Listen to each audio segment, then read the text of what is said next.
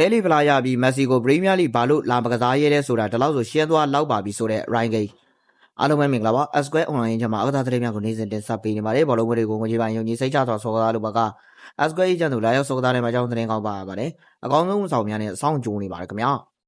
ဒီဘက်ကလီတွေအကြောင်းမလို့အပဲညင်းခုန်နေကြတာကိုအဆုံးသတ်ပေးလိုက်ပြီလို့ကျွန်တော်ကထင်မြင်မိပါတယ်လူတွေကလာလီဂါနဲ့အင်္ဂလန် Premier League ကိုခဏခဏနှိုင်းယှဉ်နေကြပေမဲ့အဆင့်တန်းချင်းကတော့လုံးဝကွာခြားလို့နေခဲ့ပါတယ်အင်္ဂလန်မှာအဆင့်15ရှိနေတဲ့ Crystal Palace လိုအသင်းမျိုးကဥ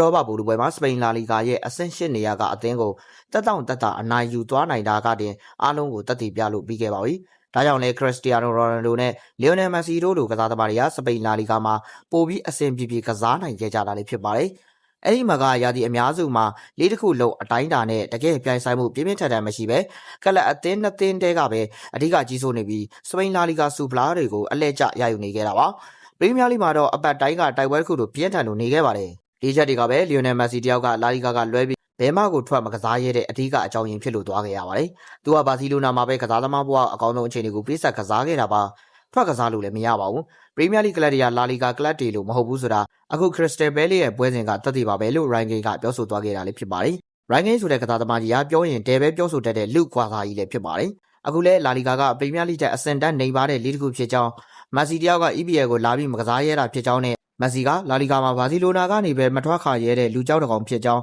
ပြောဆိုခဲ့တာလည်းဖြစ်ပါတယ်။ဟုတ်ကဲ့ပါခင်ဗျာ။ဒီနေ့ဗီဒီယိုလေးကတော့ဒီလောက်ပါပဲ။နောက်လေးတွေမှာလည်းအားကစားနဲ့သက်ဆိုင်တဲ့အကြောင်းအရာတွေကိုတင်ဆက်ပေးသွားမှာဖြစ်တာကြောင့်ကျွန်တော်တို့ရဲ့ channel လေးကို like and follow ပြုလုပ်ခဲ့ကြဖို့တောင်းဆိုချင်ပါတယ်။အစိုးရနားစရာပေးခဲ့ကြတဲ့ပရိသတ်တယောက်ချင်းစီတိုင်းကိုကျေးဇူးထူးပဲတင်ရှိပါတယ်ခင်ဗျာ။